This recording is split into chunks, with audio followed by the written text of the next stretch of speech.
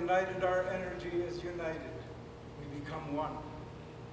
What do we become one for? To help the people achieve a state of health again, where they have a positive mind and they want to live every day and they want to be successful and they want to pass that energy on to their children. And they want to learn how to take care of their bodies so they'll no longer neglect themselves. And they'll open their mind up to the teachings that have been here for thousands of years, how to live on this part of the planet. It is through all the medical advances that we have done as Aboriginal people and also the advances of Western medicine that we are able to work together and understand that there are many different health issues for Aboriginal people. It could be from diabetes or different types of cancers or kidney failures. And some of these health issues can be easily prevented. To discuss health, I think that we realize that this is really important to us, that health is really important to us, that we see health in a different aspect in terms of health, providing a lot of different areas than what it is laid out or presented to us.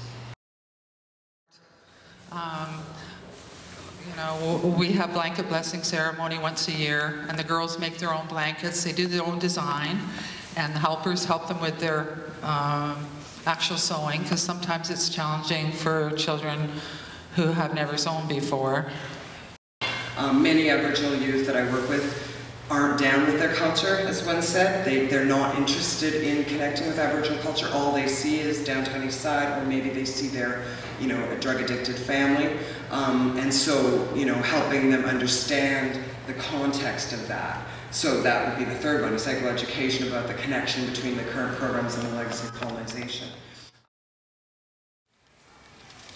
So the biggest hopes that we have with working with children, and I'm pretty proud of the fact that we have had 3 children that have been in the program for 6 years. So we can actually kind of see now that they're connected to all of us in a special way. One of the girls that had been with us in the program for 6 years left and went back to her territory this year to go live in Bella, and we gave her a memory book. It had probably about 150 pictures of her over a period of 6 years. All the activities that she'd gone to at Girls' Day Camp, and how she'd grown and changed and been connected and felt loved. It was just evident in the pictures that we gave her of the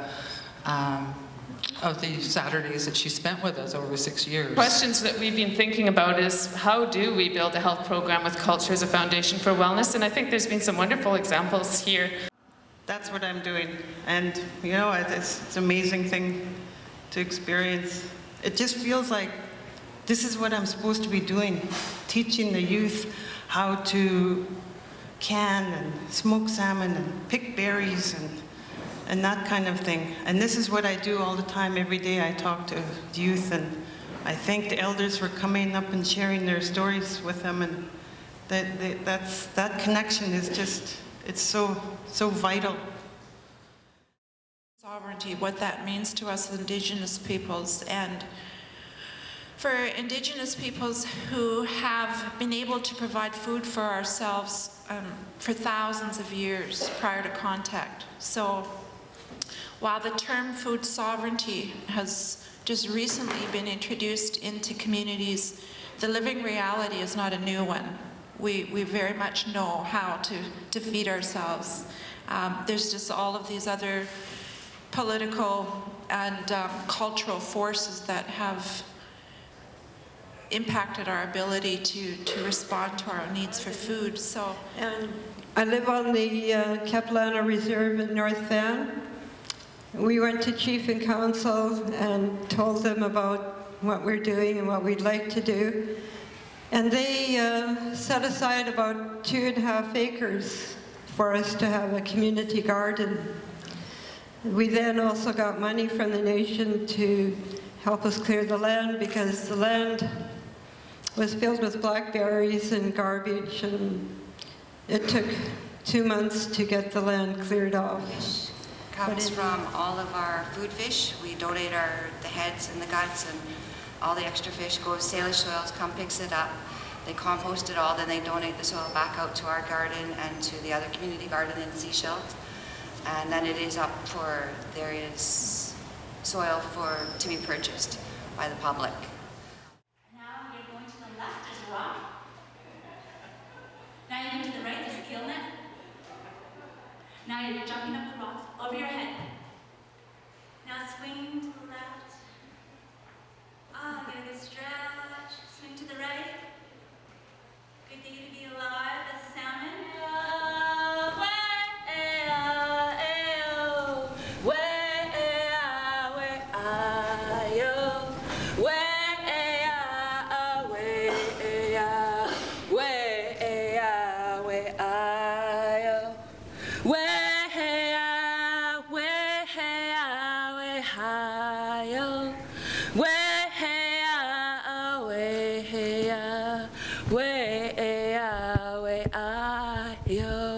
Take a deep breath. Let it go. Now I want you to give yourself a chance to be part of something and help me out with this song. Hey yo, hey yo, oh, hey yo, oh, hey yo, oh, hey ya, hey yo, oh, hey yo, oh, hey yo, hey ya, hey ya, oh, hey ya, hey ya, oh, hey ya, hey yo, hey yo, hey yo. Now we're going to put some of the Indian spirit, First Nation spirit and vital energy. Hey yo,